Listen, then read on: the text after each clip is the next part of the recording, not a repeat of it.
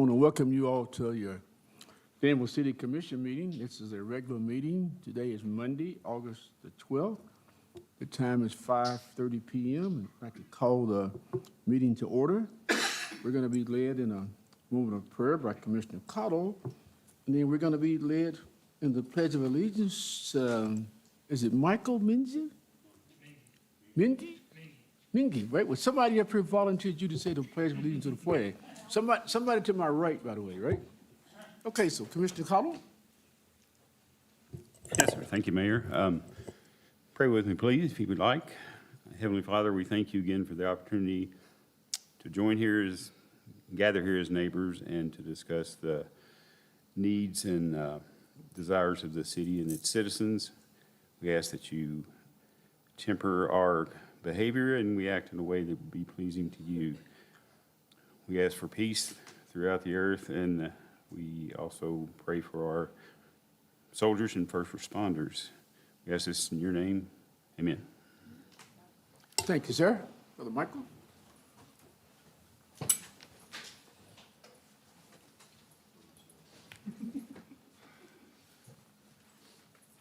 your reward for being here today. I pledge allegiance to the flag of the United States of America and to the republic for which it stands, one nation, under God, indivisible, with liberty and justice for all. Thank you, sir. Then you get a key to the. Did you give him a key? Huh? Come back, Michael. You have an official key to the city? I do. You do already? You can get two of them. Oh, wait. You don't want to. Thank you, sir. Mayor, I appreciate what you did. He's showing up to a lot of meetings. If some of you folks don't know Michael, he's a super volunteer. Just about every event, you'll see him there. And a new employee of Luca Marino, so congratulations. Wow. Should I tell him why I keep inviting you to all these meetings? Yeah? We're trying to get him ready for something here in this immediate future. Good. Some young leadership, right? All right, but thank you, okay? Next on our list of things to do tonight is to approve our agenda. So the chair would like to entertain a motion to approve the agenda as presented. I'll move that we approve it as the agenda as presented. Second. Thank you all. All those in favor say aye. Hi. Aye. The agenda is approved.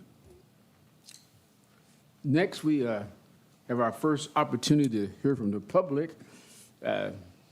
At this gesture, we hear from the public who want to have input and discussion with us or give us information about their thoughts about items that are actually on the agenda, tonight's agenda. So if you're desiring to speak about an item on the agenda, please raise your hands. I'll recognize you, and we'll give you about 60 seconds to talk to us about it. 3 minutes, just joking. Okay, anyone? Okay, thank you all. Well, thank you for your attendance tonight. There will be a second here to the public later on. All right, next item, approval of the minutes of the previous meeting. Is there a motion? I move that we approve the minutes as presented. Thank you, sir. Is there a second? Second. Thank you, sir. Any questions, any additions, deletions?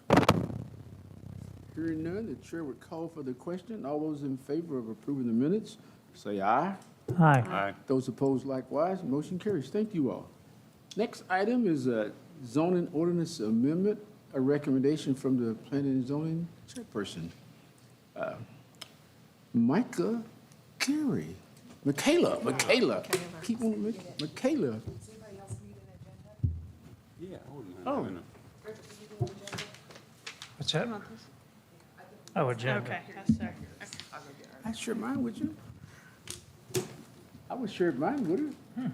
I charged it though, but I would share it with her.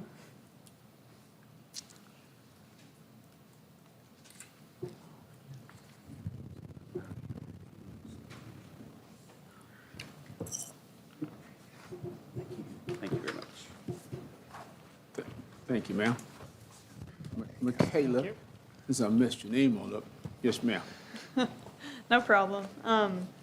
Good evening. So the Danville Boyle County Planning and Zoning Commission met in regular session on July 24th, 2024, with 7 members present, and they made a recommendation to approve zoning ordinance amendment to allow, well, not to allow for medical cannabis, it's to regulate medical cannabis.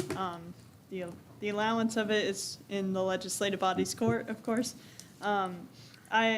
I brought this forward to the Planning Commission because on July 1, the state opened up permits for medical cannabis. I believe they're going to issue those permits on October 1, and then businesses can begin operating on January 1, 2025.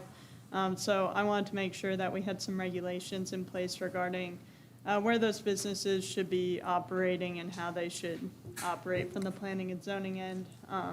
I think Earl had originally planned on putting a discussion about this topic on the meeting tonight, so I might have jumped the gun a little bit, but if you want me just to cover the ordinance, or if you have questions ahead of time, just to understand what the use looks like. I'm not sure how much training you all have gotten on this. Why don't you cover some of the ordinance Okay. and cover what you all are recommending, and then we'll let the city manager, if he, or the city attorney, if they desire to have some All right. comments made, then we'll let the commissioners discuss it at the end. That sounds great. As long as everyone's very brief, I should say. Yeah, I'll try my best. Oh, you do a good job. So on the first page there, you see the use table for Article 5. So that's just the graph you've got there. So that's our way of indicating where each of these types of businesses should be located. So the first column you'll see is Tier 1 and Tier 2 cultivators. So this is where the growing process actually takes place. Tier 1 and Tier 2 are anything under 10,000 square feet. So we're showing that it's permitted in the agricultural zoning district as well as each of the industrial zoning districts. Tier 3 and Tier 4 cultivators. Tier 3 is it's above 10,000 square feet, but below 50,000 square feet, and then Tier 4 is 50,000 square feet and above. My understanding is right now Kentucky is not issuing any permits for Tier 4, so we're really just looking at Tier 3, but I wanted to make sure we had it in there in case that changes in the future. But we're showing that as a conditional use permit for the agricultural zoning district and then permitted within each of the industrial zoning districts. Next is the dispensary, so that's the retail portion of this use, so that's where you would actually go in and buy the product that you were issued a prescription for. So I'm showing that as permitted in the highway business zoning district, so that's the zoning district you typically see along the bypass or 4th Street, places like that, as well as each of the industrial zoning districts. Next is processor, so that's just the actual processing and packaging of the product that is grown. So that I'm just showing as permitted within each of the industrial zoning districts. My understanding is the cultivators, processors, et cetera, everything has to be done indoors. So you are kind of looking at more of a warehouse type facility when you're considering cultivators, processors, et cetera. Producer, that's where you actually grow and process in the same location. My understanding is right now that Kentucky is not issuing permits for producers either. Right now, we require the growing and the processing to take place in separate locations, but that's just for the future. The state defined it, so my guess is that at some point in the future, they might intend to issue permits for that, but they're not doing it at this time. So I'm showing that as permitted within each of the industrial zoning districts. And then cannabis safety compliance facility, so that's just like the oversight of it. They can also do product testing, things like that. And I'm showing that as permitted in each of the industrial zoning districts. Is there any questions for me on that portion of it? Donna wants to know where you get application to be a tester. I don't know what that means. So you did say the ag is conditional use permit Yeah, so I'm showing, based on the case, what's that? based on each case? So that's how we're showing Tier 3 and Tier 4 cultivators, so that'd be anything over 10,000 square feet. For Tier 1 and Tier 2, we're showing as permitted by right, so they would have to submit a site plan to the Planning Commission, but we wouldn't be sending them to Board of Adjustment to get approval for the actual location of it. We would say anything under 10,000 square feet that's how I'm proposing it here. If there's any concerns about that, we can certainly talk about that. And, you know, this isn't set in stone. We can amend as needed if you all have any questions or concerns on it. Okay, thank you, ma'am. Yep. City manager, city attorney, you all want to Yeah, so I comments? thank Michaela for bringing it forward. She's not out necessarily in front of us. I want to make sure that she doesn't feel that pressure. I didn't mean it that way. That sorry. was, I don't want to put anything negative. But what the, so really for you guys, what I wanted to do is take a top-line approach. I wanted to wait till after the county decided something, which they've decided something. And the reason I did that is because the city is considered inside of the county, and structurally, you know, you have to, you know, if they permit it countywide, then we know Michaela's got to do something, and so she's done this. And so then the question is, do you want to create a layer inside of the city that's different or not, really?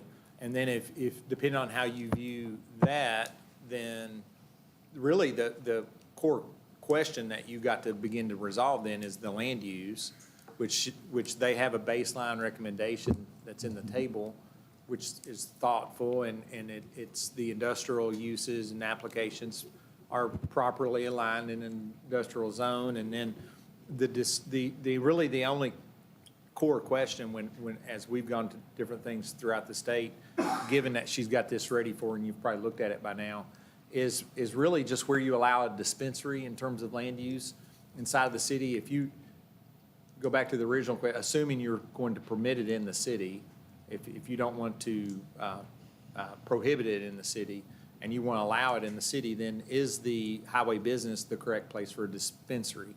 That's really the biggest question in front of you. A lot of the other production facility, all that naturally fits in industrial anyway. And so then really the only boiling it down as simple as we could, at the end of the day, do you want to prohibit it and restrict it inside of the city? And if not, is the land use applicable the way you see it? Does it fit in how you all see it? Mr. Dexter, any comments? You want to respond to our questions, I guess? Okay. Well, commissioners, is up for discussion, debate, up for a motion? On the dispensaries, I think we heard at the KLC training, are there a certain number that are allowed per? There are. I have those numbers for you. That's what I me tell you. thought there was. a number. So throughout the state, they are issuing 48 dispensary licenses at this time, beginning July 1. And 6 dispensary licenses will be issued in the Bluegrass region, which is what we're in. And 2 of those can be in Fayette County. So we're looking at 4 that could be issued outside of Fayette, presuming they get 2. So, you know, I think it's a pretty substantial region. It's pretty much similar to the ad district, so I think there's 16, 17 counties in it. And they're looking at 4 for that whole 15, entire 16 of area. those, yeah. Right. Yeah. Okay. But the rest of them, I mean, there's 16 cultivator licenses for the entire state and then 10 processor licenses for the entire state. So I would say your highest likelihood of getting it, if we get one that's permitted here, it'd be a dispensary. Not guaranteed, but just the numbers, yeah. Well, it seems to me, you know, this is brand new to everybody in the state, and so we have to start at some baseline. I think seems like a good place to start. It's, you know, one of those things will probably be organic as we go along, who knows? But to me, it seems like a good start. I appreciate you getting ahead of it. Yeah. And, I mean, there's pharmacies and highway business, so this is kind of like a pharmacy, and it sounds like we may not even get one, just regional, Yeah, so. yeah. And the. Yeah, would it just Michaela, be you- the permit, I'm sorry, the permit fees that the planning and zoning has? Yeah, so I'm requiring a site plan. I didn't go through all of the rest of it. A That's lot of okay. it, I don't really need to. Right. But yeah, I would require a site plan for each of these, so they would be required to go in front of planning commission if we got any applications for these. So it'd just be our normal fee for that. If a zone change was required that, but we don't have any additional fees that we're Because I asking know for the this. states were substantial, their fees were quite, Yeah, I've heard that. I don't know what their numbers are, but yeah. Other comments or questions? Kayla, I think you did a good job, and as Earl had mentioned, it had to go before the county, and if I'm wrong, you correct me, but I think the county did approve what you put out here. So I haven't sent, well, I've sent this to the county, but they're gonna hear it for the first time tomorrow. We had a discussion on it. I basically gave them an overview of what we were gonna be proposing at the previous fiscal court meeting. They had some questions about it, but they'll actually review the ordinance tomorrow. for Yeah, so the first time. county did not prohibit it in the county. So that means, it's going to be permitted somewhere in Boyle County, that's fine. So then really, it just boils down to the question for you guys, do you want to prohibit it inside the city limits or not at this point? Because you're not making a decision to permit it per se. And the county, I think, took no action as a matter Right, of so record. which this is meant- different from like our previous alcohol ordinances. Right. And so you've got to realize that the state took a different approach, and that's why it feels a little different. The state legislature, when alcohol, allowed it to be permitted by affirmative action in different cities and counties. This is different in that the state permitted this business statewide unless a county opted out. So they permitted it for the whole state unless a county opted out. And in the case of a county opting out, then incorporated cities within that jurisdiction could, in fact, opt in despite the counties opting out, which would allow it only within the incorporated cities of a county in which had prohibited it. Okay, so it's a different setup altogether than we've seen for these types of regulated substances, and different from alcohol in particular.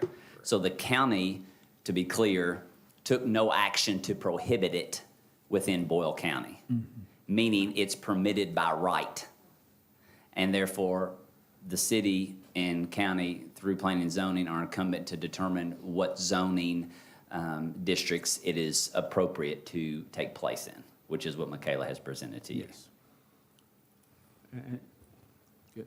That's a good explanation of it. So the question is, are we going to allow it in the city limits of Danville? That's a yes or a no. And then if we are we willing to accept these guidelines being presented to us by planning and zoning? And I like the way planning and zoning has identified the different levels and also identified the great locations, restricted locations, I should say, not great locations, but restricted locations, so, okay. All right, So And then- Mayor, the clarification yeah, there go is ahead. that you don't vote to affirmatively allow it within the city limits. It has already been permitted by the General Assembly to be here. The county did not opt out. Therefore, it is a permitted business in Boyle County and the Commonwealth of Kentucky. Your vote tonight is, do you approve the districts in which it can take place from a zoning perspective? And if you vote that in the affirmative, then we will prepare an ordinance that will formally approve the proposed text amendment.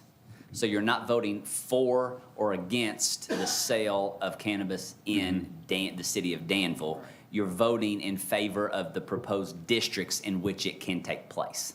So if I made a motion that just said, I recommend that we approve the, I guess the, Recommendation. yeah. or, Proposed text amendment. to Text the- amendment, yeah, Yes, that's what I was looking correct. for, couldn't find, yes. So I will make that motion. And I will second.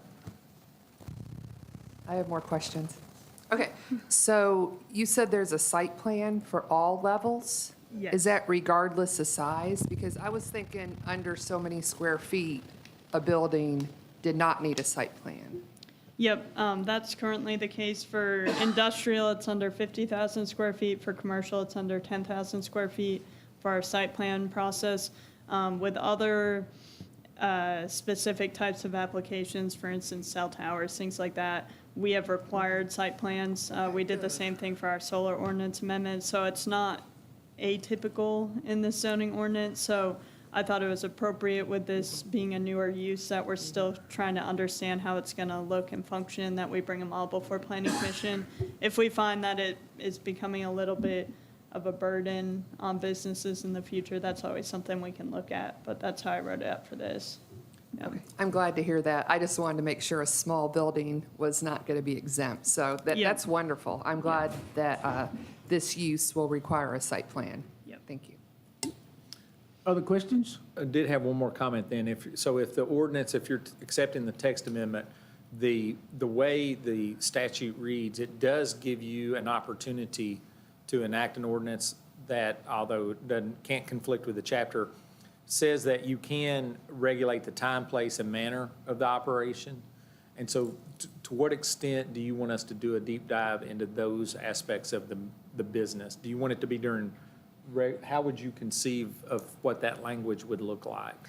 So If at all. what you're looking at now is the place definition.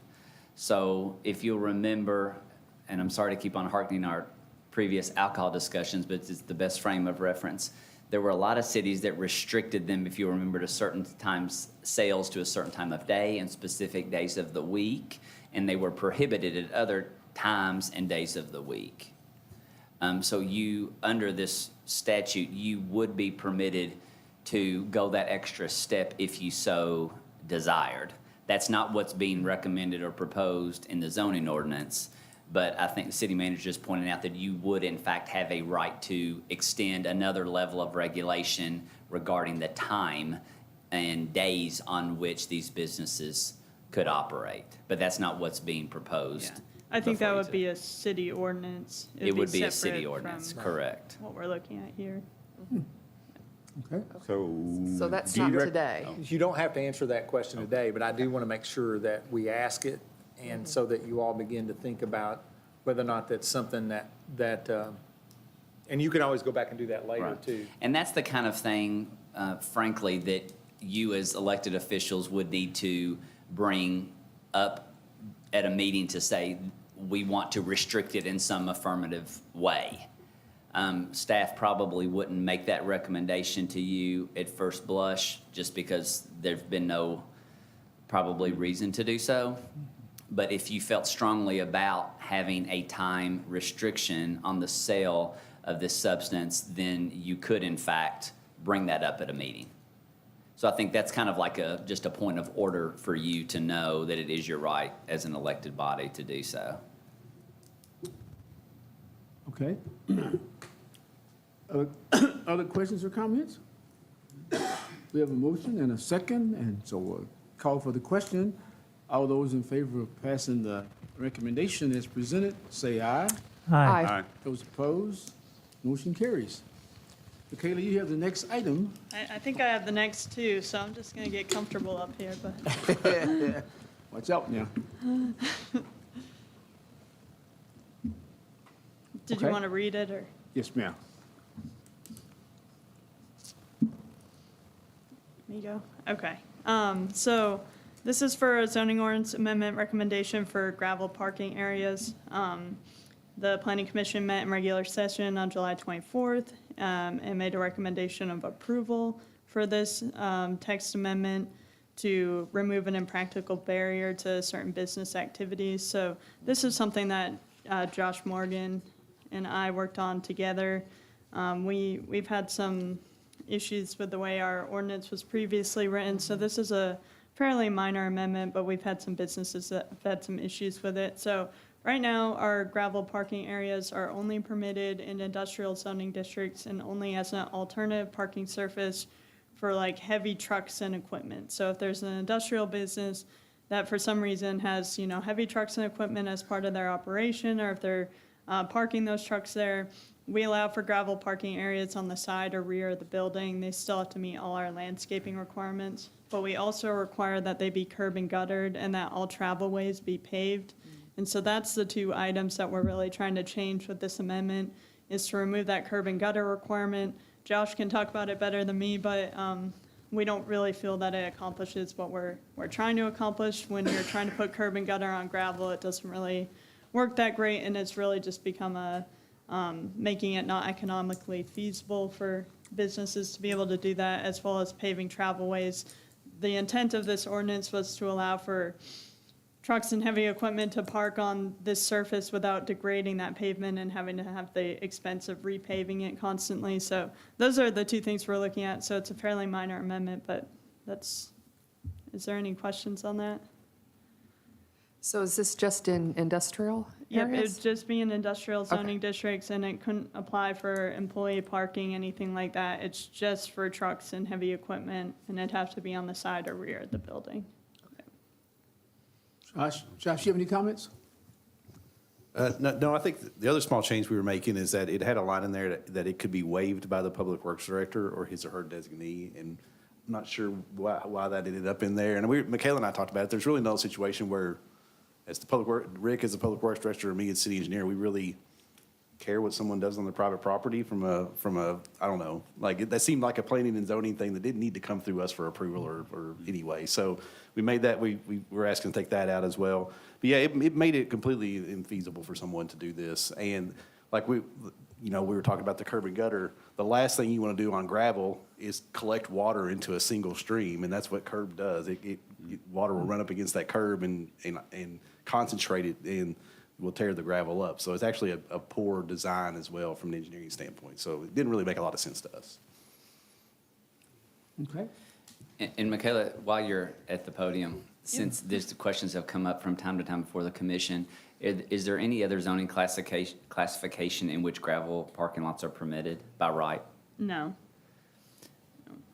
That's become a particular item of enforcement for the city, but it's important, I think, publicly at this junction to realize and restate that it's only permitted in the zoning districts that are mentioned here, which are light industrial and heavy industrial, Yep, and IBD, yep. and IBD, yes. It was not previously allowed in IBD, but that's 95% of our industrial zoning district right now, so, yeah.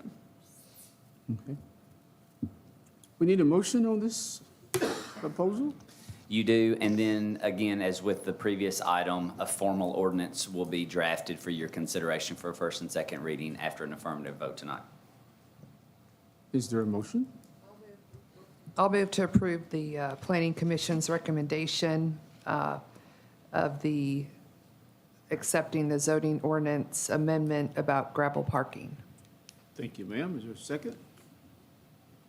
Second. Thank you, sir. Any other questions or comments? Hearing none, all those in favor say aye. Aye. Those opposed? Thank you all. Yes, ma'am. Next one. All right, so this is a zone change recommendation for 130 Wilderness Road.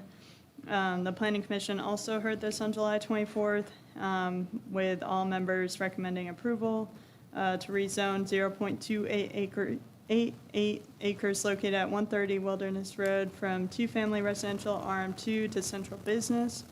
The Planning Commission found that this was in agreement with the comprehensive plan and that it met some goals and objectives regarding economic development and downtown infill. Basically what the applicant is looking to do, and I'm not sure if you all are familiar with this property or not. It's right next to the yoga studio there by Woods Alley on Wilderness Road. It stands as a existing residential type structure, and the applicant was proposing to put just light office type space, so potentially like a massage therapist or something like that, and then an apartment on the top level.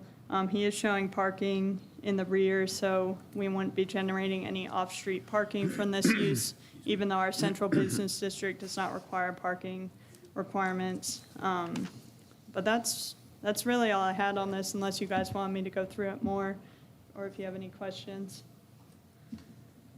Any questions or comments? From staff or from the commission? Hearing none, then we need to have a motion then. I move that we approve with the planning and zoning's recommendation to rezone the 0.2 acres at 130 Wilderness Road. From Thank you, family sir. to central business. Sorry. Thank you, ma'am. Any other questions or comments? I was just going to say that we talk a lot about preserving older buildings, older structures, and I think finding alternative uses is one of the best ways to accomplish that. So I appreciate what they're doing there. And I agree with Commissioner Cottle and appreciate the Sullivans being proactive and cleaning up that area because that was an area, as indicated in the minutes, was kind of starting to deteriorate. So appreciate that. Yes. Yeah, thank you also. Keep buying them up. Any other comments or questions? Hearing none, all those in favor of this recommendation, say aye. Aye. Aye. Those opposed? Thank you all. Motion carries. And Mayor, those three ordinances will be on your next agenda item for the first reading. Thank you, sir. Next item, first reading of ordinance number 2035 zone change. First reading? Okay. In absence of the city clerk, I'll read it into the record. You got it. All right, thank you, sir. The ordinance number 2035 is an ordinance changing the zones from agricultural to single-family residential for approximately 56.884 acres, more or less, of real property located at the intersection of South Danville Bypass and Ghost Pike in the city of Danville. Thank you, sir. Is there a motion for this first reading? I'll make a motion to approve the first reading of ordinance 2035. Thank you, ma'am. Is there a second? Second. Thank you, ma'am. Questions or comments? You gonna do the roll call vote? I'd be happy to. Commissioner Cottle, Yes, sir. Commissioner Peak, Yes. Mayor Atkins, Yes, sir. Commissioner Holland, Yes. Commissioner Sears. Yes. Thank you. I was gonna say, Madam Clerk, do the roll call. But she said- Thank you all. Next item? You know she laughs at us when she reviews the video when I do this job. She does. It's okay. She's out at what, Meet the Teacher night or something, right? Okay, let's go on there. Next item is Resolution 2408-1201, authorized position list amendment. Mr. Randy Boyd. All right, thank you, Mayor. In front of you, you have a recommendation from staff to amend the fiscal year 25 authorized position list. Just to clarify, through the budget process, we authorized 176 positions. That does not change. What we're requesting is an amendment to, more specifically, the communications or 911 department to reclassify from 11 telecommunication officers to 10, and then increasing your senior telecommunication officers to 3 within the department based on organizational and operational needs. Based on staff's analysis, this would not impact the budget because staff feels by making additional supervisory changes or additions, I should say, that will be offset by the budgeted overtime within the department, so there wouldn't be a need to do a budget amendment. And so staff's recommending making those changes. Thank you, sir. Commission, is there a motion to be had at this time? I'll move to accept resolution number 2024-08-1201. Second. Thank you, sir. Thank you, ma'am. Any other questions or comments? I think it's important to emphasize what you brought up, Randy, in terms of having 3 supervisors means that every shift has a supervisor. Yep. And I think that was kind of a key issue for us to know. All right. Yep. Other comments, questions? Hearing none, all those in favor of Resolution 1201, say aye. Aye. Aye. Those opposed, motion carries. Thank you all. Resolution 1202, Airport Grant Agreement. Mr. Colford, you have that, and the city manager's report. Yes, sir. Thank you, Mayor. As you recall, the airport was awarded a grant valued at $1,216,955. The grant acceptance agreement needs executed through the city, and it is in front of you to be authorized. The money is tied to the airport.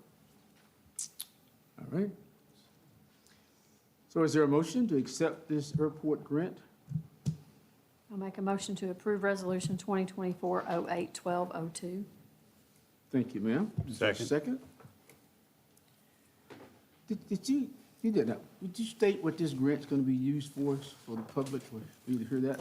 It is for the relocation of the entrance road from where it sits now to the east, to the eastern side of that access of the road frontage that they have. It will enable them to expand their on-air offerings eventually, if they so choose. Thank you, sir. That's a pretty good return to invest 31,250 and get Yep. however much, 1.2 million. So, Is that the right number?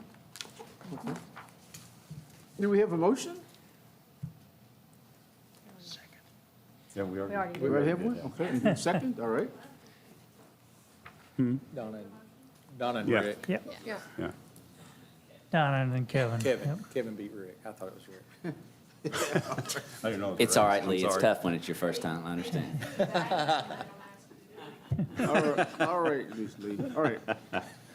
All those in favor of approving the airport grant agreement, say aye. Aye. Aye. Those opposed likewise, motion carries. Thank you all. Mr. Coffey, City Manager report. Thank you, Mayor Commission. I want to start with letting City Attorney Dexter give us a little bit of an update on the Kinder Morgan situation, just to be safer. Thank you. Just for a quick update, I'm pleased to report that the adjoining property owner, Trey Owens, has signed the encroachment permit. The team leader, LLC, the developer of the property, they have signed the agreement, and it has been delivered to Kinder Morgan, and they were attempting to garner the necessary signatures corporately last week, and I have a message into their council to confirm that, but it is pending. It's the document that they proposed, so it's just a matter of getting it signed, and everyone has signed it as of the middle of last week, except for Kinder Morgan. And so once it is done, it has been confirmed to me that they will need, they'd like to allow up to 60 days for it to be completed, just because of the coordination of parties and, I guess, inspectors that need to view the work being done as it is completed. So that would, and we would anticipate a completion date of within 60 days. So we can trick or treat through the main entrance of Chick-fil-A, maybe. 60 days, right? That's what we Wow. have been told. That's good news, all right. Mr. City Manager, other things? Yes, thank you.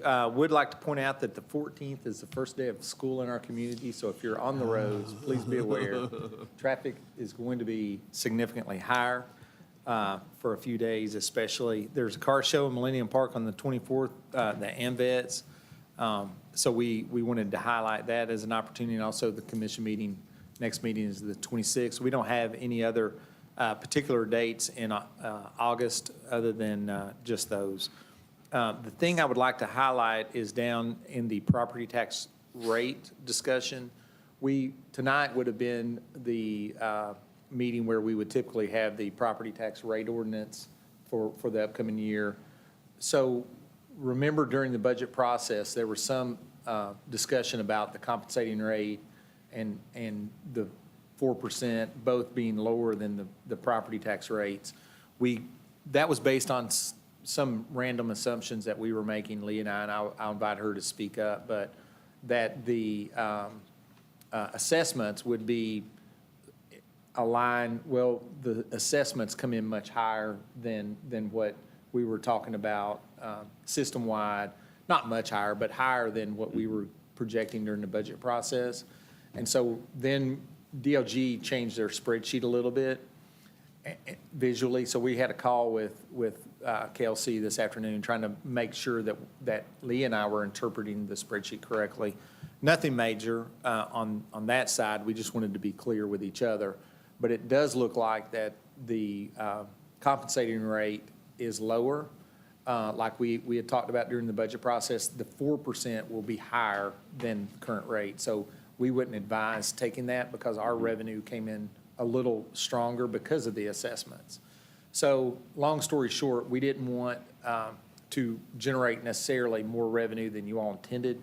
And so Lee and I have taken extra time to make sure that what we proposed on paper was aligned with the dollar amounts we discussed during the budget process.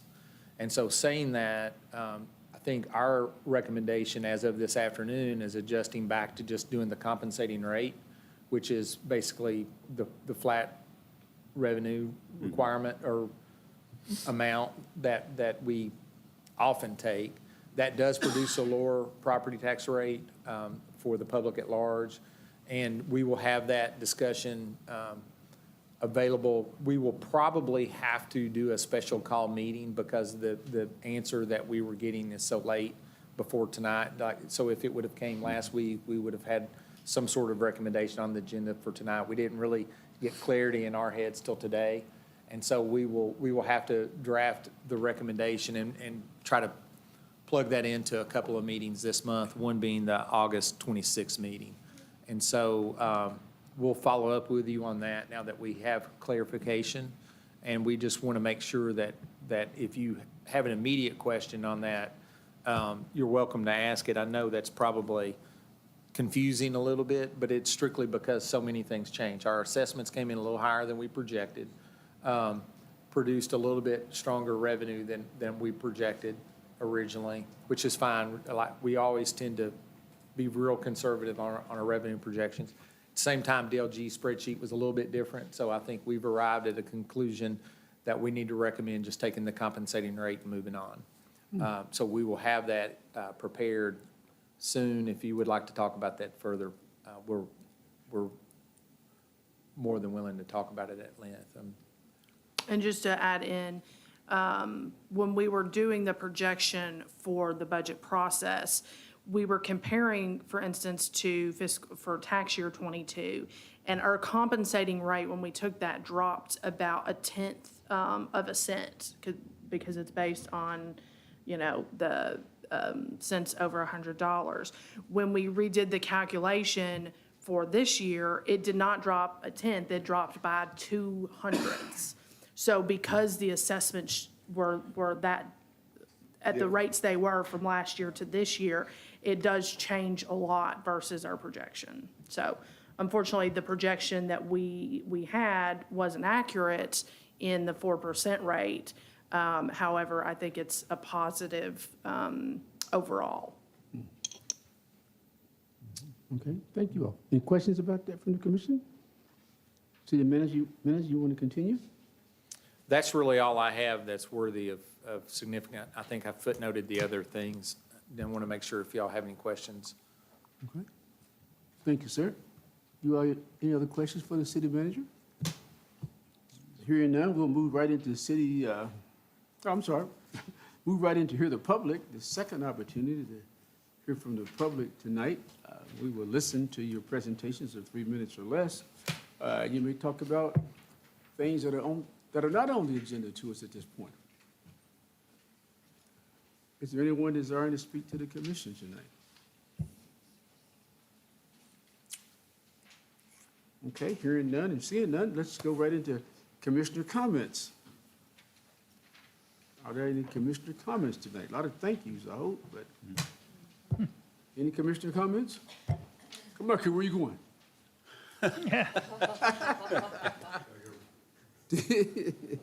I want to say thank you to everybody that worked on the Jenny Rogers opening, Parks and Rec, and all the staff, and it was a really nice event, very nice event, so, Yeah, everybody's real excited about that. yeah. Sold Second Street Shout was out to all those good. folks who were in Oh, Second attendance. Street. Oh, yeah, there's a lot of people in attendance. Oh, There's some the celebrities in lieutenant, there. the lieutenant Governor. governor, Yeah, our state representative, our Yeah. state senator, so Yeah. there was, Kevin. yeah, So there was a lot of people Kevin was there there? that were, and yeah. it was a great event, so. Yeah. It really was. And we It was also nice. heard that maybe the state would like to help fund some things, which is a Yes. nice. That's right, yeah. How many people in attendance? We had 160 chairs in the room, and they were mostly full and a few people in the stands. So I think that's about how many we had. Yeah. With 150, 160 for the ceremony. But I think we probably had another 50 to 100 make their way through in the afternoon just during the open house. So good crowd. Yeah. Maybe you can announce like to the public again, hear what time it's open and what, or, you know, Tommy, right? Yeah, we're open Monday through Saturday, 9 a.m. to 9 p.m., and on Sundays from 1 to 6. And folks need to make sure they get on Civic Rec and register before they can use the facility. Like if a kid's going to come there and play in basketball in open gym, they need to be registered on Civic Rec before they can do that. You know, signing a waiver, just so we have record of them coming. So. Yeah. That waiver's very important to us, right? Tommy, anything I'm forgetting important? That's great. It's like, Anything else, Commissioner comments? I'll make a small report. Went to Governor's Local Issues Conference on Thursday. Myself and the city manager, along with quite a contingency from the county. It was well done. I'll just go over a few highlights. There's lots of different tracks you could take, so I can't go over the whole program. But the ones I did go to, Housing Supply Gap was the title. And they did emphasize that as much as everybody has the same issue, and we looked at planned neighborhoods, vacant lots should not be ignored. And I think we're already doing that, which is good news. State grant programs is another one I went to, KRS 96.905. We can get money through that for economic development and job creation, and I'm pretty sure our city staff knows that, but most of the program was coal money, and we don't, we don't qualify.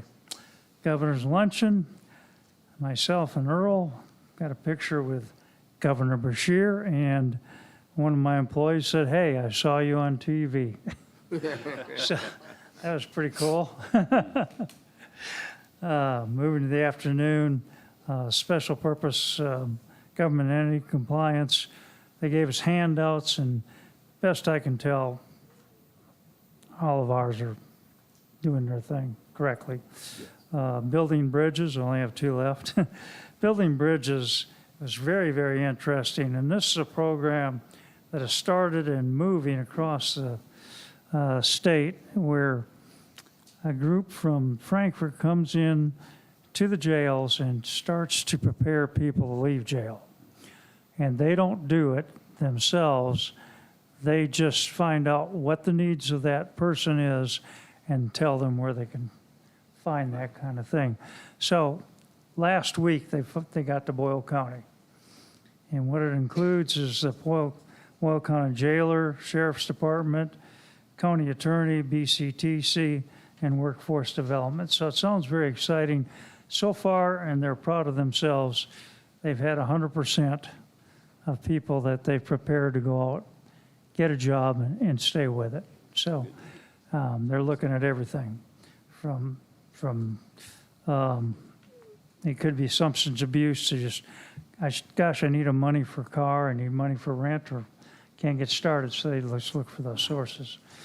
On redevelopment, I found out that there's a lot of money there, and where we can be using it here is outdoor recreation. We've been talking mountain bike parks, so that's applicable. Convention center and hotel. Distilleries, because they're tourism. And what kind of surprised both Earl and I was pickleball. There's monies available from the state to build pickleball complexes. So I thought it'd be interesting to share that all with you all. Appreciate that. Other commissioner comments? Wow, well, don't want to miss the opportunity to tell the Danville Board County African American Historical Society, kudos, congratulations on another successful Soul on 2nd Street festival this past weekend, and the mayor and the city commissioners, I took credit for the outstanding weather that we had, and they were very thankful for the good weather. And then I want to just highlight the fact that we just finished the 2024 Summer Olympics. And the reason why is that University of Kentucky, University of Louisville, and Asbury were tremendously represented in that international event. One piece of evidence or documentation is that the University of Kentucky athletes garnered more medals than 75 minor countries combined. Wow, and then Asbury, of course, they always send their video crew. They are really like one of the official universities, or the official university that videotapes the Olympics for this country. So we were very well represented throughout the state at the Olympics. Okay? And then the last thing is that I've been doing some presentations around the community, and I've been introducing myself as a member of the Danville Bold City Commission. Bold. BOLD City Commission. And I got asked after the presentation, really, what does that mean? I said, well, you have a city commission that is talking the talk, but is also walking the walk. That we're bringing up things and discussing those things, but with a highly skilled staff, things in this city are being done by city government. And by being bold, we need others to be willing to join us in our efforts as we attempt to improve the quality of life in this community. So if you're out there viewing this tonight or whenever, please come and assist your bold city commission and city staff in accomplishing all these things that you desire to have done. Parks and Rec are on a roll. But you're on a roll because they have a very supportive city commission. They're on a roll because they have a very supportive staff. And we don't celebrate ourselves and our staff enough. So one of my commitments for the remainder of whatever is that I'm going to make sure that the community knows that it's great to be criticized and critiqued because you're doing something. If you're not doing anything, nobody's going to criticize you and critique you.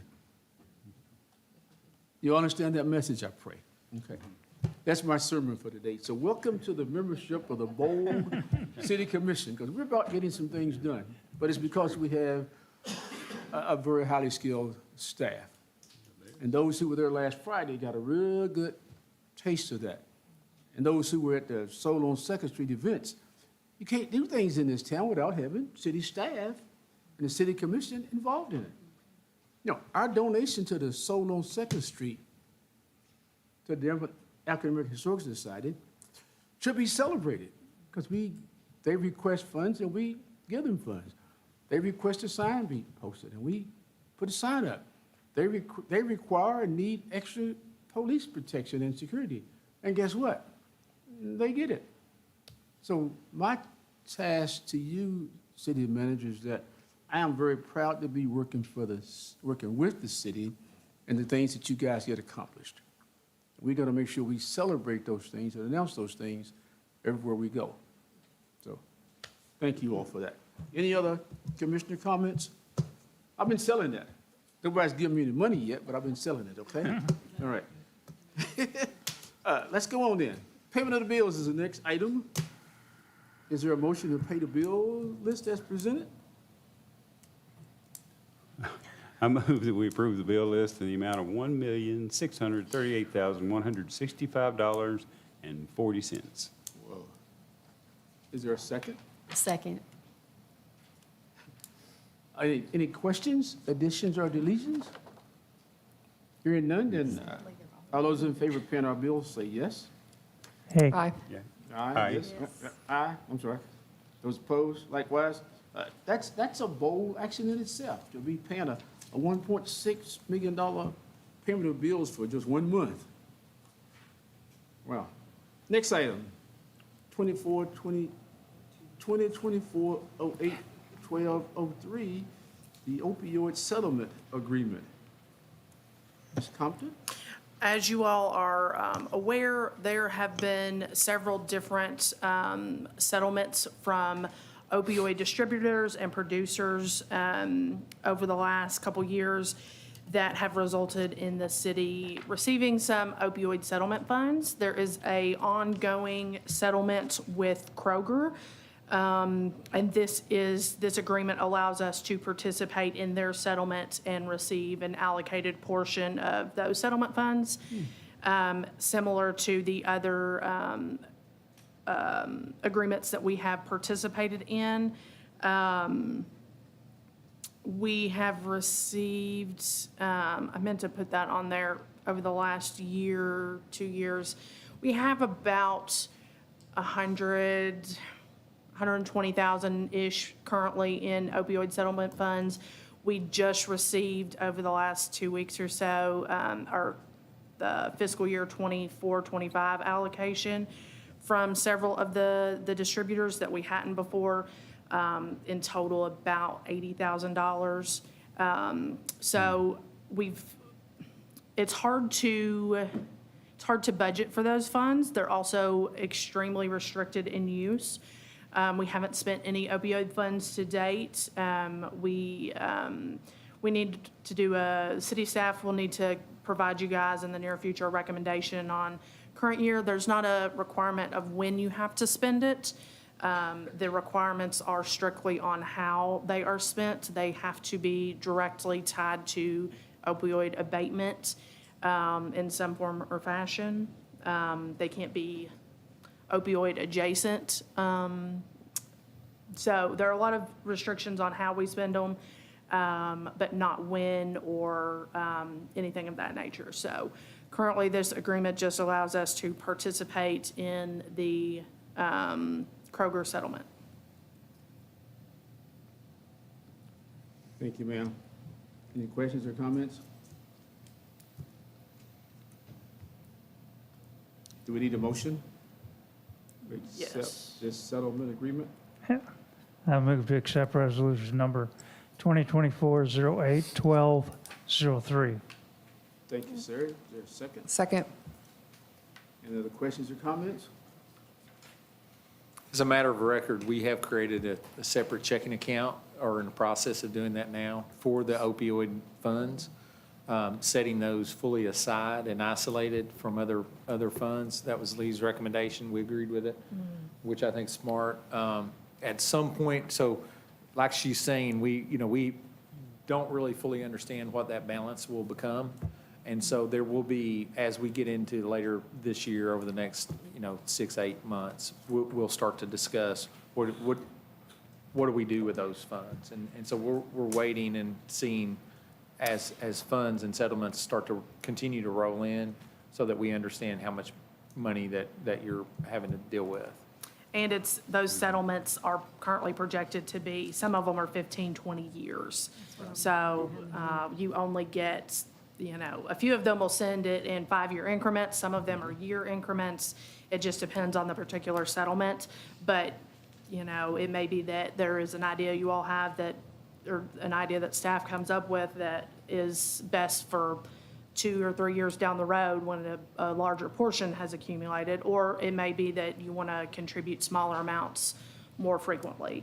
So there's a lot of option and flexibility with it on that score. Thank you, ma'am.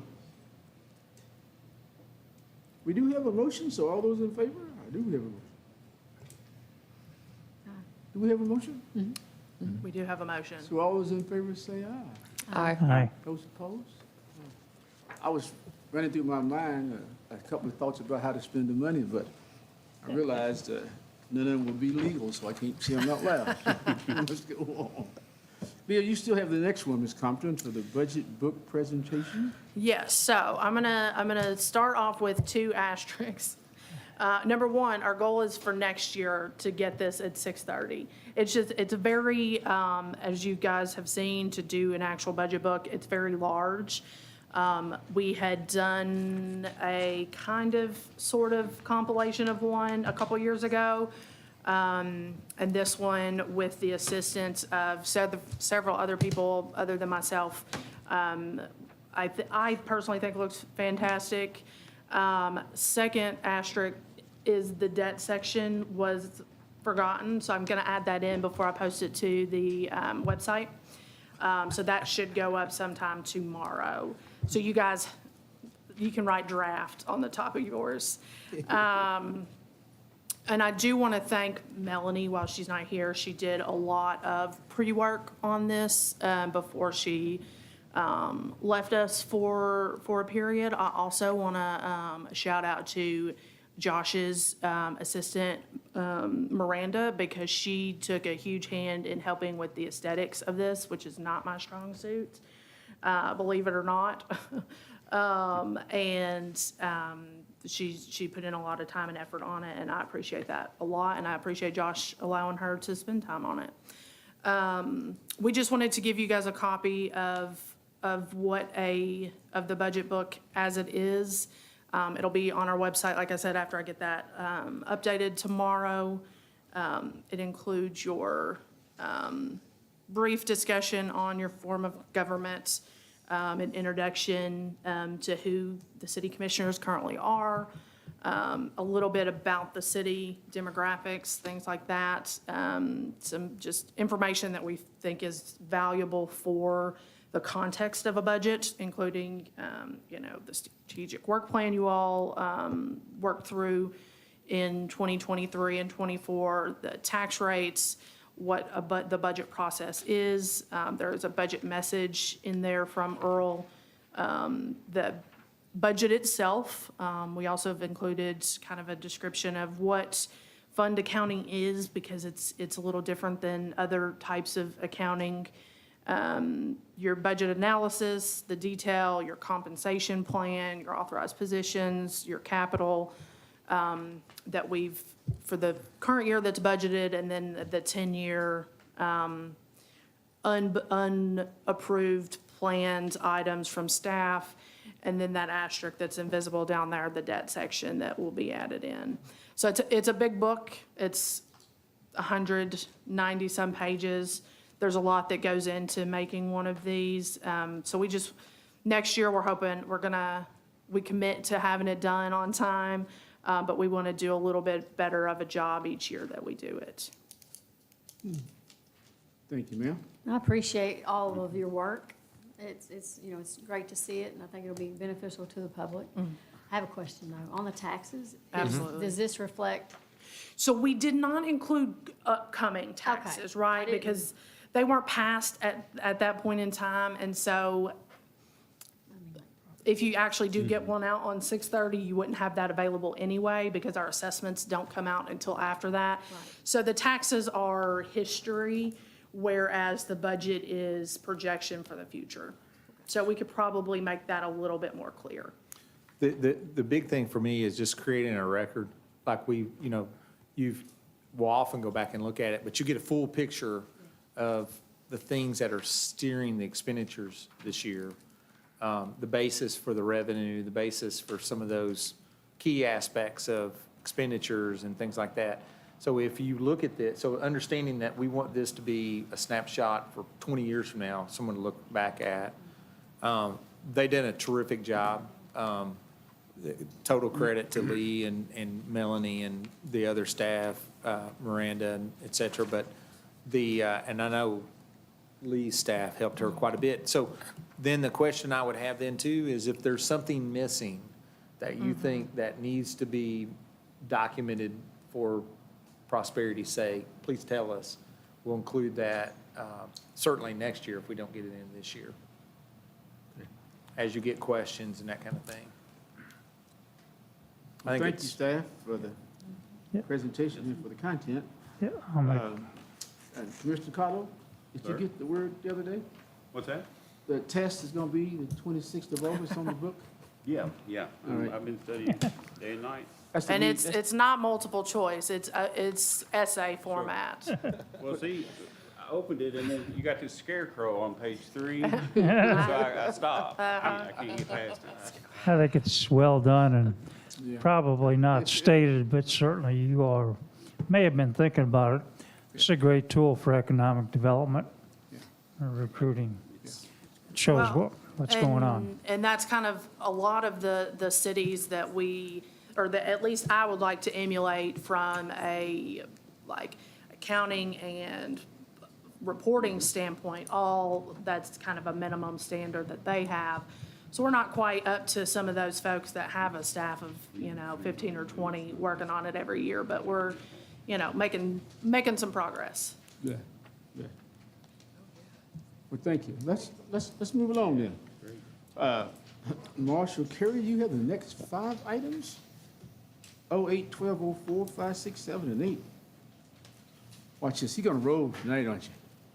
Hope so. Thank you, Mayor. This first agenda item is regarding change order number 1 for the current lagoon cleanout and dewatering of water treatment plant solids project. This is to further meet regulatory requirements. So part of the water treatment plant process is sometimes you end up with organics and dust and dirt particles that are in the water that are left over through the water treatment plant process. And it gets pumped into the East Main Pond along East Main there. If you travel to the east on the left there. So that's where those solids are stored in the pond, and we mechanically clean those out. We try to do that annually to meet regulatory requirements. So we were already in the process of doing such, and so we wanted to further meet those regulatory requirements for those suspended solids while we have people on site instead of having to pay another mobilization and demobilization for somebody else in the near future. So we thought that we would seek another $50,000 to continue that work and let them go ahead and finish that work while they're on site. So the total project increased from $200,000 to $250,000. And that's the ask for today, $50,000 from Utilities Capital. All right, thank you, sir. Is there a motion? I'll move to approve Resolution 2024-081204. Thank you, ma'am. Is there a second? Second. All right. Hearing no questions or comments. Actually, I have a question. So this went to bid originally, correct? Yes, sir. Okay. And apparently in their original bid, they didn't see this extra sludge coming at them, or I'm trying to understand this. It's purely, there's a volume in there. It's purely staff's recommendation. We would have had to come back next spring and do another contract. What he thinks is, what he's communicating is that if we go ahead and do this fiscal year's quantity, we think we'll get more bang for our buck while they're on site. So rather than rebidding it next spring, he's asking to go ahead and add $50,000 to the existing contract. It's purely staff-driven. The contractor is fine to leave. It's not about the contractor asking or not anticipating. It's purely us thinking this may be an easier way to get more out. Okay, thank you for clarifying that for me. Any other comments or questions? If not, all those in favor say aye. Aye. Aye. Those opposed, motion carries. 08-1205, sir. Thank you, Mayor. On June 26, 2024, the city received multiple bids from qualified contractors for tank cleaning and painting services on the existing 3 million gallon water tank located at the end of Tower Hill Road in Danville, Kentucky. If you recall, I discussed some of that in the last presentation that we had. Services include tank surface prep, repairs, or painting work on the inside and outside of the existing tank. We received a pretty wide range of bids. Bids range from $590,900 to $1,066,400. The original low bidder, Seven Brothers Painting, however, could not provide the services required by the RFP. And the city will move to the next low bidder, D&6 Sons Painting LLC. So long story short is Seven Brothers had a low bid of $590,900, and they had to pull out. So we go to the next low bidder, who was at $598,800, D&6 Sons. So we worked with the original low bidder, Seven Brothers, and said, well, if you could provide, there's an $8,000 gap in there, guys, pretty much is what we told them. So how are we going to close that gap and make the city whole in that conversation? So the Seven Brothers agreed to pay the city $4,000, and then D&6 Sons agreed to come off $4,000 on their bid. So it should be, it's a wash for the city at the end of the day. So that being said, I had the bid tabulations at the end of your packets, I believe. So if you remember, I discussed in the presentation, you're talking about robotic blasting versus containment. Remember, I talked about having to put the curtains up and trying to control the dust and so on and so on. So that's why you have such a wide range of your bids. However, staff recommends to award the job to D&6 Sons for a total of $594,800 from Utilities Capital. And a little bit of detail on that too, if I'm not mistaken, or you could correct me on this, I think D&6 is the original contractor that painted that same tank 20 years ago. That is true. Yeah, so we've, the inside coating and outside was done. The inside's still pretty good shape, but I think you're painting the whole thing. Yeah. To go ahead and get the full life out of it again. And so, yeah, this is one of those where you sit here and, I never thought that we would ever paint that again in my head when we were originally painting that. 20 years ago. And that's usually the life expectancy, probably, somewhere in that 20-year timeframe. What's And going we- to be special is when Earl's here for the third painting. No. And we had really good competition. We had eight bids on the job. By then, So- right? Thank you, sir. Is there a motion? I'll make a motion to approve Resolution 2024-08-1205. Thank you, ma'am. Is there a second? Second. Thank you, sir. Any questions or comments? Hearing none, all those in favor say aye. Aye. Those opposed likewise, motion carries. 08-1206, Mr. Courier. Thank you, Mayor. This agenda item is in relation to extension of terms set forth in the October 7th, 1994 water purchase contract between the City of Danville and the Parksville Water District. This is simply to satisfy some rural development constraints that are set forth to Parksville Water Districts in application of some funds. So this will be a 40-plus year extension onto the existing contract. I believe that would take it to 2065 from starting December 31st, 2024 and ending December 31st, 2065. And this is to essentially, a roundabout way of saying it is display fiscal constraint related to RD fund applications for Parks and Water. Okay, thank you, sir. Is there a motion in support of updating this contract? Move to accept resolution number 2024-08-1206. Thank you, sir. Is there a second? Second. Thank you, ma'am. I wonder if Earl's going to be here for the next signing of that bad boy. No. Figure I'll be 103. We'll just have to let Mr. Hunt handle that one. We'll turn it over to Mr. Hunt. Or Miss Lewis back there. She's anxious to get involved in the utility side. Okay, all those in favor of passing this contract update? Aye. Those opposed? Thank you, motion carries. 08-1207, Mr. Carrier. Thank you, Mayor. This agenda item is in regards to acquisition of a water line easement between Kentucky Highway 34 and Stony Point Road in Boyle County, across the property owned by Stony Point Holdings LLC for future construction of a 6-inch water line installation and appurtenances. A little bit of background on that. Right now, there's a 6-inch water line that feeds everything from there to the east, Old Bridge, and that whole area.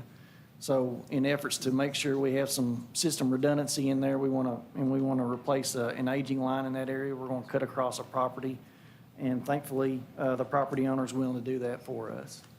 And this is just an easement for the water line installation. Thank you, sir. Commissioners, what's your pleasure? I'll move to approve resolution 2024-08-1207. Thank you, ma'am. Is there a second? Second. Any questions or comments? I appreciate the property owner being so amenable to the, Yeah. I know who he is, but I'm not going to say his name. All right. All right. Any other comments? Hearing none, all those in favor of 08-1207, the easement, say aye. Aye. Those opposed, motion carries. Utilities surplus, Mr. Courier. Thank you, Mayor. This agenda item is regards to a list of surplus items. We cleaned out the portion of the Bisco building. If y'all are familiar with, we store a lot of equipment and old parts and supplies in the Bisco building, and we cleaned out a lot of that area for the utilities use and straightening all that up. And part of it is getting rid of some scrap metal and products that we don't need anymore or no longer functional. And I've got a surplus list for online auction. Do I probably need to read through these, Stephen? You don't have to read through them. They're properly listed there. I just wanted to note for the commission that one item will be sold by online auction, and the remaining items, as designated, will be surplused and scrapped. So the resolution looks a bit different than it typically does because we're disposing of them by two various methods. Okay, thank you, sir. Is there a motion? I'll make a motion to approve Resolution 2024-08, 1208. Thank you, ma'am. Is there a second? Second. Thank you, sir. Hearing no other questions or comments, all those in favor say aye. Aye. Those opposed, motion carries. You'll also note that, not that this is of public importance, but this is the first time we've had a surplus under the new law passed by the General Assembly, which provides expanded mechanisms for disposal of surplus property, which is kind of nice because there are more options now that are easier for cities to accomplish. So that was an initiative by KLC and one that's before you under the new law for the first time. Wow. Good. Thank you, sir. Mr. Morgan? 08-1209, Welcome Sign Bid Award. Yes, thank you all. So the city received proposals on July 9th for a design build request for proposals for our new welcome signs. So I tried to model this after what we used to do at the state when we did design build projects. So I want real quickly go through the method of how we came to this conclusion. When a proposer provided two different packets to us, one was a description of their qualifications and experience along with their initial design were in one package, and their guaranteed maximum price was in a separate package. We separated those out. A selection committee met and reviewed the qualifications and proposal. That was myself, Lee Compton, and Ashley Phillips. And we scored their proposals not knowing their price. We had no clue of what their price was. We scored the proposals based on a score sheet that we prepared. Once we had those scores completed, we then opened the prices. Each proposer received a score based on their price. So the low price got the highest score possible, and then everybody else got a score relative to that. And that's the score sheet you see in your packet is the result of that process. The high score was given to USA Signs, which is a local company. We had four proposers. Two were local, two were from out of state, including the company that did our wayfinding signage recently. All four were good proposals. The deciding factor was really the price. USA Signs' price was quite a bit lower than the others. Their price to do the 7 signs is $87,920. We had budgeted $200,000, so that gives us a lot of extra general fund money to go towards other projects or go into reserves, whatever Lee determines the best method to go with those is. But we're happy with the proposals we got. I debated whether to bring the designs to you all tonight because we weren't really happy with any of the designs. That sounds bad. But that's a little bit what you run into with this process because we don't go through a design process with them. We say, hey, here's kind of some vague guidelines that we're giving you. You all come be creative, come to us with what you think we were looking for. I left it really vague in this situation because I didn't want to drive them to a certain point. But now, if we move forward with USA Signs tonight, we'll then start a design process with them to dial it in to where we want it. And that will involve the public, it will involve the commission, we'll have design charrettes, and we'll get to a final design. So that'll be the next couple of months will be that process. So this enables us to go ahead and select who's doing the work for us and doing the design. That way we can move the process forward a little quicker. Josh, the difference in the bids is It's significant, yes. I mean, they understand the scope, it's all Yeah, apples to apples that's and- step one for us is to sit down and go over the scope. Yeah, I mean, there was nothing in their packet that led us to believe they didn't understand. Okay. Good. I think mean, it was I like their local. I think it was a combination of, they're local compared to the I think that set them apart from the out-of-town Mm-hmm. bids. And then the other local bid, I think they have a little more experience in this area than the other local bidders that proposed. This would be kind of a new thing for them. Mm-hmm. So I think that's what set their bid apart from the other local one. And I think they want, and I think this is also, I think this was a matter of they really wanted the work, and I think that they knew the price would be factored in, so, hopefully this, the other thing I like about it is it gives us a little extra room. If we make significant changes to their design, like if we say double the size, they have the ability then to ask us to raise the price. Does that make sense? If we drastically change the scope of what they propose, they can ask, and it gives us a little extra room if we come back and say, hey, we want to add this special feature to it. Can we do that? We have a little extra budget to be able to do those kinds of things without exceeding our initial 200,000. So I would have concerns if I didn't. If we hadn't done so much work with USA Signs in the past and knew the reputation, I would have concerns. If this was somebody out of town that we weren't aware of, that would be really concerned about it. But I think we've passed those. But we have to assume that all four of these companies saw the location of the signs Yes. and Yeah. the current signs in those spots right now. right? Correct. Yes. Wow.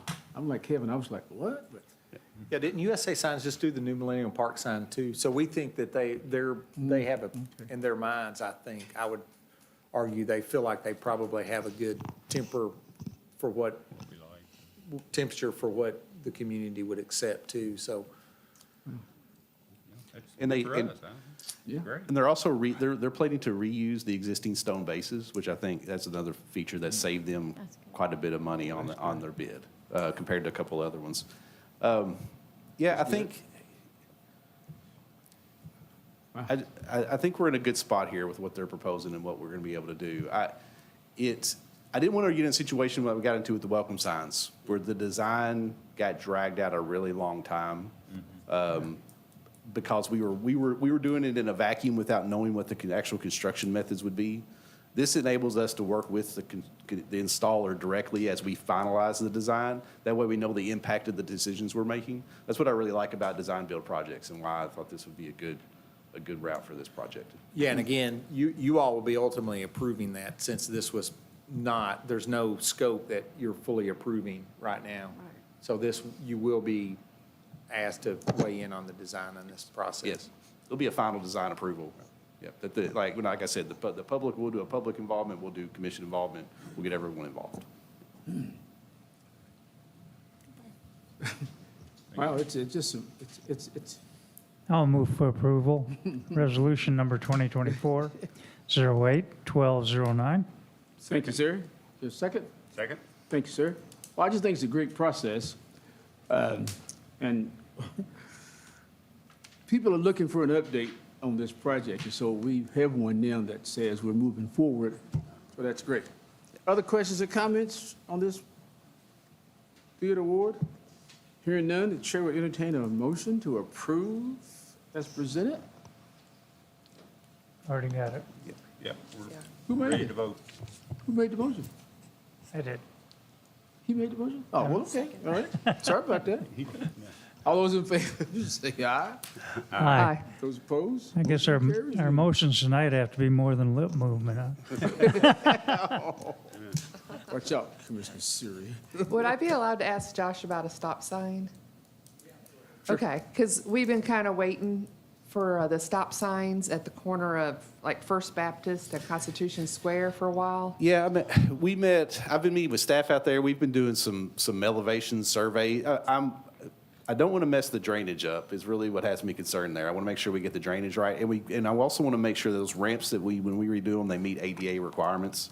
I actually met with Gresham Smith last week. Remember, we added a little bit to their contract to do, they're helping us with the Memorial Plaza, finish that up, and they're also helping us with Walnut Street. So they're going to put some of that information that I've given them and do some drawings for that intersection. Our goal is to have that completed before winter, before we get into bad weather. So that we've got to get started on it soon. I was talking to folks about it Friday at the ribbon cutting. I know it's been dragged out, but it's been a concern of mine. I want to make sure I get that right, and I've kind of dragged it out, just being It hesitant to sounds make a more mistake. complicated than just putting a sign in the grass. with the It is, ramps and the because I need to building. get So those. It does sound very complicated. Yeah, I need to get those signs more out in the road so people see Bump them. outs. Right. And I can't do that without bumping out the curbs, and I can't bump out the curbs without messing with the drainage and the elevations and the ramps, and it's just a lot. And I want to make sure we get that right, and that's really The been good my thing is hesitancy. there's no external permits required. Those are all city streets. That's a city intersection. So ultimately, just the ADA compliance and the drainage are really your two constrictions. Okay. Thank you. Yeah, because if they just went in the grass, you wouldn't see them, because Right. all the cars block it. Okay, thanks. All right. Did we carry that motion? Ready for the You next did. one then, right? Yeah. Parks and Rec And I'm gonna, sponsorships? Tommy's gonna come up and help you with this one. Steven's gonna help us with this one. So we're ready to start taking sponsorships for different facilities at Jenny Rogers to try to raise some funds. Parks and Rec has done sponsorships for decades. We've actively been doing Thank sponsorships you, at sir. Millennium Park. So, and when we went to get these contracts kind of finalized, and we reached out to Steven and said, hey, here's what this contract looks like, what do you think? We started dialing at it, and there are municipal orders on record for the city about how we name things. So we want to make sure we're not contradicting those. We want to make sure that we're doing it the way you all would like to see us do it, how we offer these sponsorships out. So it just became a lot of questions about how we want to handle this, and Steven thought it'd be a good idea if we just discussed it, and then we could bring something back to you all later, which is a final write-up of what our procedure is for park sponsorships, so. Yeah, and that's a good introduction into the topic. I just wanted to add to that we have a municipal order that says how things are named in this community, and the process is very specific. Josh correctly pointed out that those items are more of a permanent nature. They're names of signs, buildings, parks, in total, those types of matters. And this is a bit different from that, I agree. And it seems to make sense to me that we would have a separate municipal order that would deal with more temporary naming options and sponsorships. At the initial incorporation of Parks and Recreation into the city of Danville, one of the matters identified for financial transparency was to create a menu, so to speak, of how corporate or personal interests could donate and sponsor events within Parks and Recreations, jerseys, ball fields, banners, whatever, trees, those types of matters within our park system. But there was no cohesive manner in which to say this is what is provided and to keep track of who's participating so that everyone had a fair shake to participate if they desired. So one of the matters identified was to create a menu of sponsorship opportunities and to maybe say this is what you would get for it. So businesses and individuals could participate if they so desired. As we have continued on, particularly with Jenny Rogers and the Community Center and some more naming opportunities, this is a credit to Tommy and Josh for bringing this back to us to say it's time for this to be considered now in the proper format. There is an agreement, a sponsorship form that I think is before you now. Is that right, Tommy? Is that what you handed out to them? The letter they have is the initial ask, it would be. Okay. But yes, we do have a Okay. formal contract. So we worked on a contract. I have that also, yeah. Okay, we worked on a contract and it's done through some revision of what that would look like for a business who wanted to participate. It's important, we thought, to pause, to bring that to you and say, do you want to still proceed in this manner to allow temporary naming opportunities within our park system? That's question one. And two, if so, do you endorse the process of creating a new municipal order that will differentiate from our existing order of naming things that are more permanent to allow this kind of temporary naming of particular rooms at Jenny Rogers or ball fields and things of that nature? We just thought it was important to take your temperature to see, do you still want this to proceed? Because there are, as I understand it, Tommy, correct me if I'm wrong, there are a number possibly of corporate interests that are ready to participate that the city is kind of holding at bay until we can make sure that this process is endorsed by you. And right now, staff doesn't want to propose a naming opportunity that we really don't have a process of allowing. So this is a new thing, but it's a good thing, and it's one that we have anticipated doing since Parks and Recreation was incorporated into the city of Danville. And if I could add on that, as you all were at Jenny Rogers, the city has put, you well know this, a lot of funding into it, and to where that building was ready to open. but if you've toured it, we don't really have all the bells and whistles. We have a computer room that doesn't have computers. We have a gym that doesn't have a scoreboard. And we did not roll this out to the community yet, but we have been approached by several that you can see on there. And like I said, as Stephen says, we're kind of holding them at bay and just say, hang on. We got to make sure we dot our I's and cross our T's and involve the commission. So if you have any questions on it, I can go through the contract with you too. It basically says they don't have any say in what goes on in the room, or they don't have any special privileges in the room. If the business changes its logo, then they have to put in the money to change their logo. But basically, for their donation, they're getting a room sponsorship with their plaque on the room and a banner in the gym for their participation. We would see the contract, I mean, Yeah. You would. So what I would propose is if you endorse this program of contributions to the city Parks Department, that we would have, perhaps at our next meeting, a new municipal order that would endorse the program, and it would attach the contract with instructions to staff to utilize it in the sponsorship program. Correct. So you would see all of that ahead of time. because is that currently what they do with the basketball shirts sponsorship? The basketball shirts, yeah, we advertise that, Okay. and then we take the bids from there. Okay.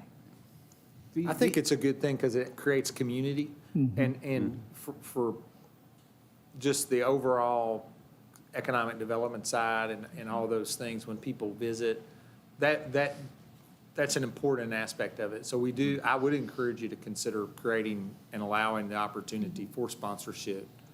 The community feels more direct ownership of these facilities with that, and I think that's a good thing too. Are the ones in red already been spoken for? Those are ones that have committed to us that we are, like I said, are holding Hold at on, bay yeah. until Because we. you're not sharing these names out in the public yet, are you? No. The ones in red, yeah, okay. And then in your introduction at the top, you got the Board County Early Learning Center, you got the Danville Board County Parks and Recreation Programs and Community Center. You need to add up there the Danville City Schools After-School Program. Right, So exactly. we got to make sure that the public knows that this is a facility being used by both city and county schools, and that all kids throughout this community are welcome to the Learning Center as well as the after-school program. Correct. Somehow we got to get that word out there. Because the Early Learning Center is not just enrolling kids who enrolled in Board County schools. And I know you know that, and we know that, but it's important that the public knows that as well. So we got to get that Danville City Schools After-School program in here, and then say that all these programs are available for parents and children in our community. And just on a note, as we open the Genie Rogers on Friday, since then, although it's the week before school starts and many parents are busy, we're averaging over 30 kids through there a day. In the after-school program? In Well, the Justin Open Gym just coming in Oh, open gym. and using the okay. facility. Well, The after-school program is going to probably start in late September. Yeah, got to get that advertisement out there, though, because people are going to be signing up for after-school stuff, and we don't want Danville schools, well, we want it to be available to all kids in the community.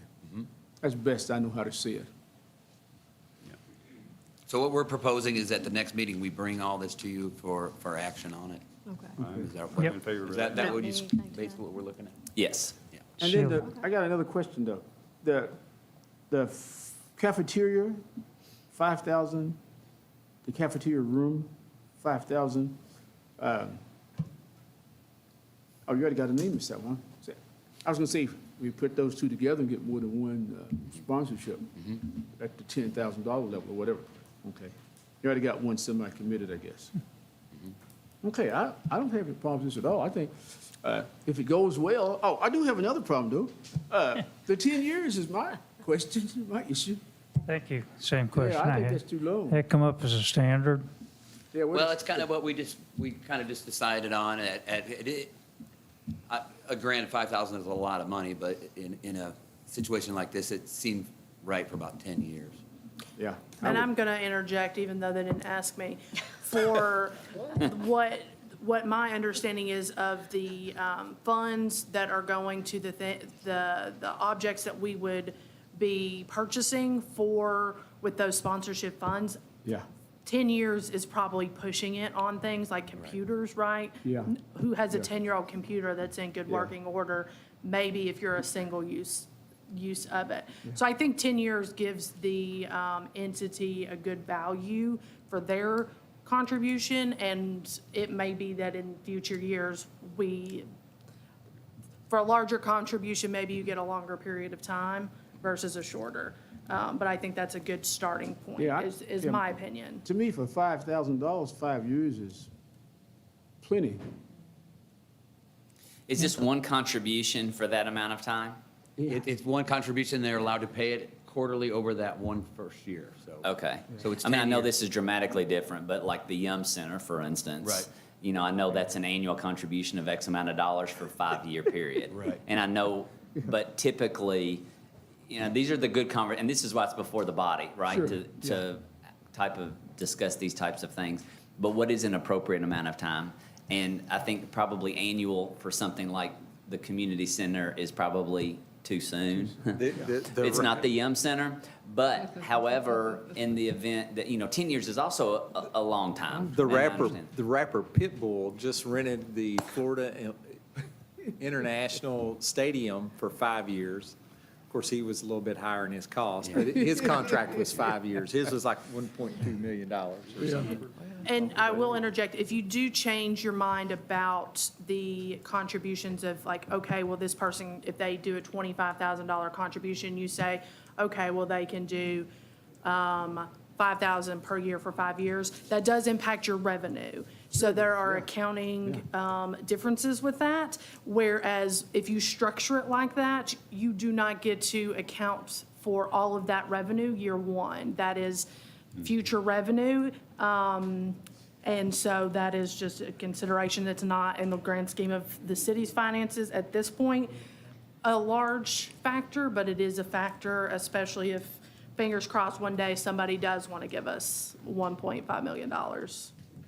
And the other question, I always taught my kids there's no such thing as a dumb question, but can you have more than one sponsor for room number 1, or room number 2, or room number 3? Now, I know you got one baseball field, you got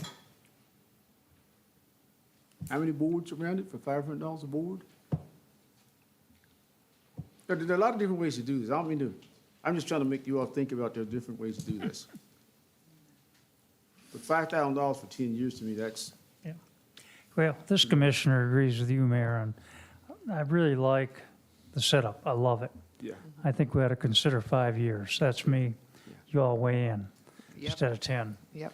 I think there's been some good points already made, especially by Lee. If you're going to equip computers, 5 years, you may be a different deal. Right, What- right. Have you had a similar situation in any of your past? Yes, yeah, this is, and the template of the contract is the contract that we developed for that. And ours were much larger. They were for a basketball court or a Okay. baseball field, and it was like 50,000 over 5 years. And they were for not 10 years, but for lifetime. Okay, gotcha. So the more money, the longer it goes, yeah. Yeah. I don't, Okay, good concept, yeah. I don't know. I think just for being one of the initial sponsors, give them the 10 years to start out, and then we can alter it after that point, but that's just me. I like 5 starting out. 10 seems like a lifetime, like, Okay. you know. Did you say they're going to pay in the first year? Yes. Okay, good, because Yeah. we want to get this jump started, so. Oh, absolutely. Pay They're- in the first year, and they're- then you get the room for 5 years. I like that. Yeah, and Tommy, and kind of, for our first conversations about this were, we need furniture.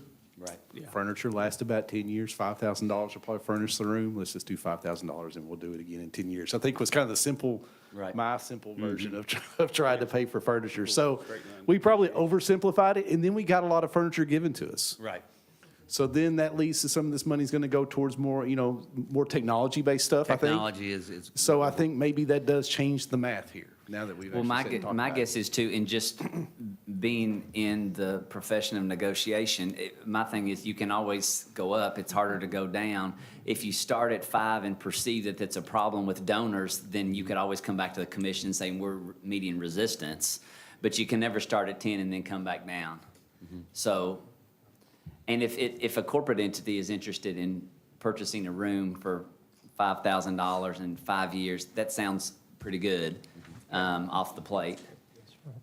Good. That's my 2 cents on it. It was worth that. Yeah, we'll brainstorm, you. take your advice, and we'll consult with our potential donors and present at the next meeting. The one thing they're, Tommy, I don't know that I would consult with potential donors at this point too. I would allow the commission to coalesce around certain policy and then approach them. Because I anticipate we'll be able to do that at the next meeting with the municipal order. And I think this conversation's been healthy in helping us to be able to craft what that will look like. And I say that Josh, you and I and the city manager can do that within the next 2 weeks, certainly. Sounds good. So, Sounds good. sounds Thank like you. we might take a look at that 5-year then.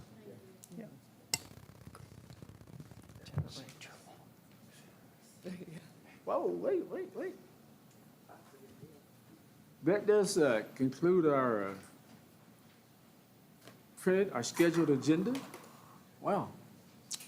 And I do know there's a need for an executive session, but For property acquisition and personnel. Can I back up real quick? And forgive me for my memory. yes, sir, that's all right. But when we had a motion and a second on the welcome sign bid award, did we ever vote? Lee, did we vote? Okay. So. That was 2 of us, so, Okay, I voted in favor of it. sorry. And on the welcome signs also, was there a timeline? I forgot to ask that too. They had about an 8-month timeline to get it completed. I think that'd be great. I think that means we've got to move this design along pretty quick. So I envision probably a Spring, summer? late winter, early spring installation. 25? But we'll try to speed that up as much as we possibly can. March, April 25. Yeah. For the tourism season. Oh, man, I'm not gonna say it out loud.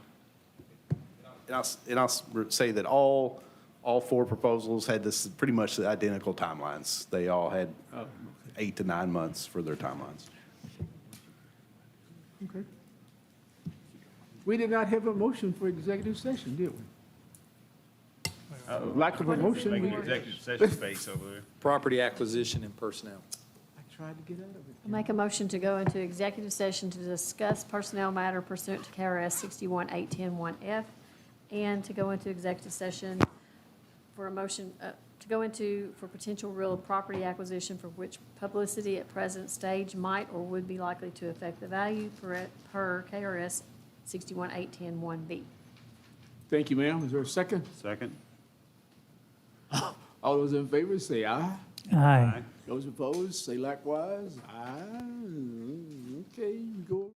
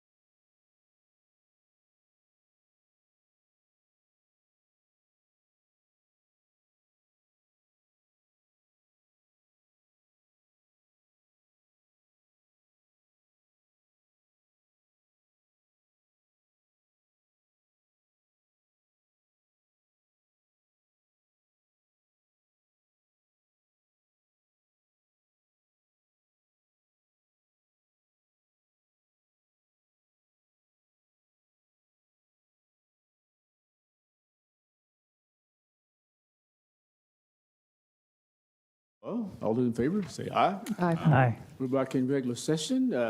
Mr. City Manager, you have some recommendations for us? Thank you. Staff is requesting that you accept the resignation of Tristan Turner from the position of firefighter effective 8/12. So moved. Second. Thank you all. All those in favor of accepting the resignation, say aye. Aye. Those opposed, motion carries. Thank you all. Next. Staff is recommending the reclassification of Crystal Floyd from the position of telecommunications officer to senior telecommunications officer. Is there a motion? So moved. Second. Oh, Thank you all. that was- Second and third, all right. All those in favor of this promotion, say aye. aye. Those opposed, thank you. Congratulations. Staff is recommending the reclassification of Jocelyn Obelisk from the telecommunications officer to the senior telecommunications officer positions. So moved. Thank you, ma'am. Second. Thank you, ma'am. All those in favor of approving this promotion, say aye. Aye. Those opposed, congratulations. Staff is recommending the reclassification of Stephen DeBoard from a police officer to the police sergeant position. So moved. Thank you. Second. Thank you. All those in favor? Aye. Those opposed, congratulations. Man, Staff is recommending the hiring of TJ Godby to the position of certified police officer. So moved. thank you, sir. Second. Thank you, ma'am. All those in favor? Aye. Congratulations and welcome aboard. Does the mayor remember the first and second on the previous motion that was made for our recording secretary tonight? The previous, I did the first. Two, I thought, and then these two do. For, Okay, yeah. so the first one was Kevin Cottle. Yeah. Thank you, Mayor. Excuse the interruption. We have one other one? One more, we would like to recommend the hiring of Bobby Hardman to the position of certified police officer. So moved. Second. Thank you all. That was Rick Rick and and Jenny.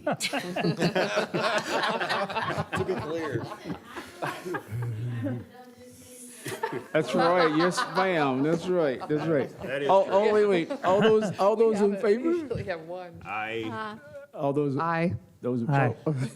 Those opposed? Congratulations, and again, welcome aboard, right? Come visit us, right? Did you say come visit, come stay for a while? You gonna get what? Oh, the motion was made by Chief Gray and was seconded by Stephen Dexter. Oh, okay. Okay. Ashley got them all. She's home watching. She's home from school by now, right? Okay, we have one other item for consideration? We do, Mayor. All right. And in conjunction with the facilitation of the downtown master plan and the coordination of a cohesive real estate footprint, staff would recommend the approval of a contract to purchase 111 South 4th Street and 402 West Main Street, collectively known as the U.S. Bank property, for the sum of $675,000. Again, with U.S. Bank National Association, with two amendments. One being that the escrow agent be local as opposed to closing in Minnesota, and that the deed be by special warranty. And again, this would be a purchase to facilitate the implementation of the downtown master plan and the real estate necessary to effectuate same. Thank you, sir. Well stated. Can I get a motion? So moved. Second. Thank you all. Any questions? No comments? Should I do a roll call vote? It's the privilege of the chair, right? Yes, it is. Let's do a roll call vote. Get our names in the record. Commissioner Peak, Yes. Mayor Adkins, Yes, sir. Commissioner Holland, Yes. Commissioner Sears, Yes. Commissioner Cottle. yes, sir. That's a 5-0 vote, Mayor. Thank you, sir. Anything else? Chair would entertain a motion to go back into executive session. You can. I'm going to make a motion we adjourn. Second. Thank you, sir. Take a pic. Second, thank you, ma'am. All those in favor? Aye. Aye. Well, I just want to make sure you all are paying attention, that's all.